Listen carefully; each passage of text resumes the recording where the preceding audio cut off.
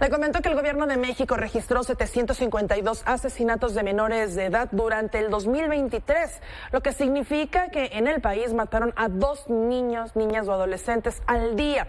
De acuerdo con un análisis geoespacial de víctimas menores de edad elaborado por la Secretaría de Seguridad y Protección Ciudadana Federal, los estados más violentos para los menores de edad son Guanajuato, con 97 casos, el Estado de México le sigue con 70, Chihuahua con 54, Zacatecas con 49, Jalisco con 47 y Michoacán también con 47.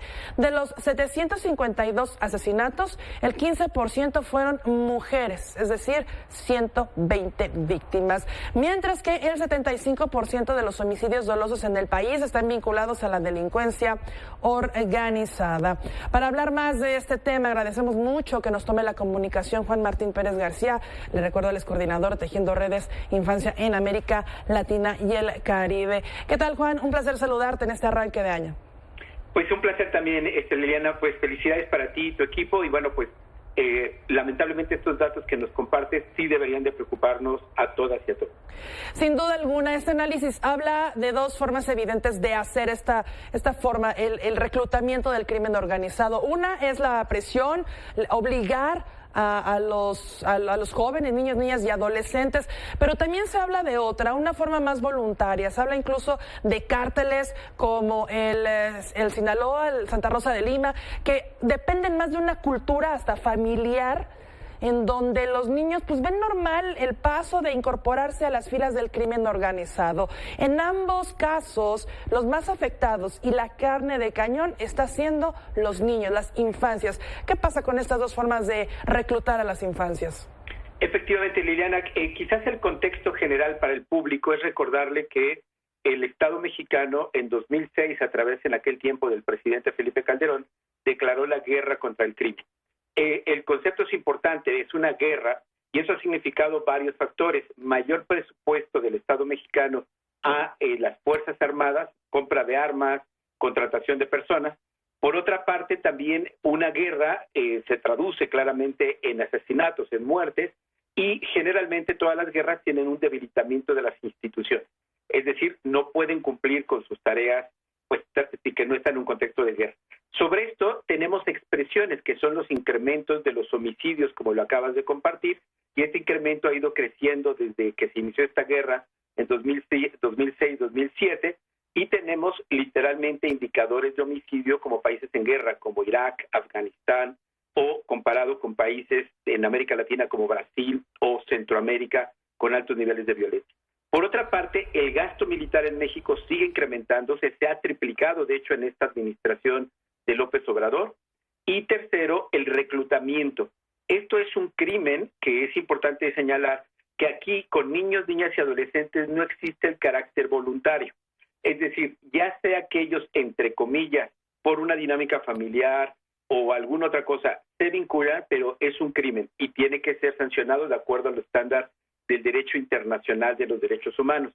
Y México lamentablemente ha fallado gravemente en esta tarea, porque en este país no está tipificado como delito, Liliana, pese a que hace ya 13 años que el Comité de Derechos del Niño de Naciones Unidas le pidió al Estado mexicano tipificarlo, porque ahora podemos detener a criminales por portación de arma, por venta de drogas, por asesinato, pero no por reclutamiento de niños y niñas, cuando esto, insisto, es un delito internacional.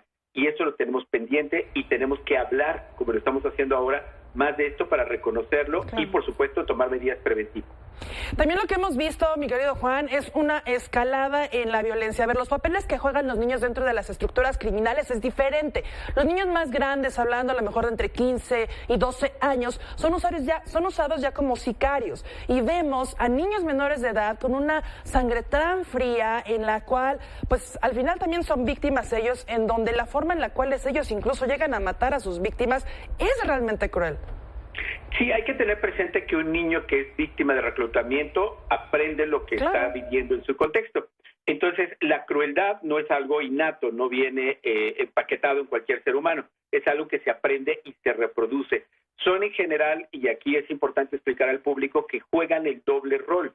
Son víctimas de un crimen, pero también son victimarios o responsables.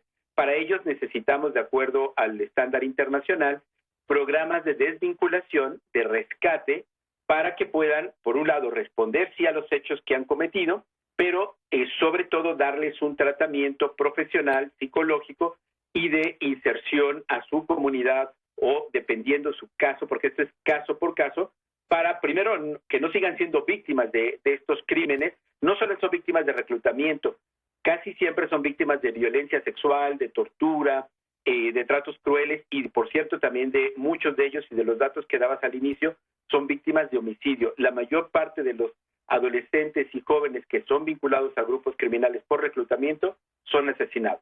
Y por otra parte, aquellos que logran sobrevivir, escapar o que se les puede rescatar, requieren un tratamiento profesional para que no continúen dañándose o dañando a otras personas. Bueno, romper este esquema de violencia. Finalmente, Juan, ¿qué es lo qué factor podría pesar un poco más, la pobreza o la desintegración familiar?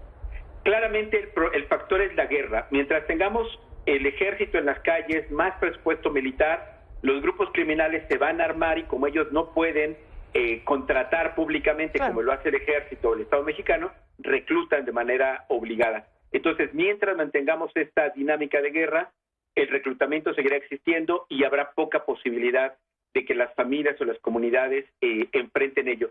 La alternativa cotidiana que están haciendo muchas familias y comunidades es sacar a sus hijos e hijas adolescentes de sus comunidades, enviarlos a las ciudades o incluso fuera del país como una medida de protección ante la dificultad que tienen las autoridades de hacer prevención o incluso la complicidad criminal que tienen con los grupos del crimen organizado.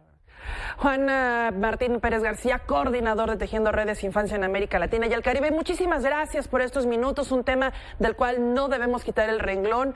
Esperemos que esta cifra baje para este año. Desgraciadamente el panorama no lo vemos así. Lo acabamos de dar hace un rato, lo que acaba de ocurrir en Celaya. Bueno, pues Guanajuato, el estado donde más mueren niños. Gracias, Juan, un abrazo grande. Fuerte abrazo, gracias. Gracias.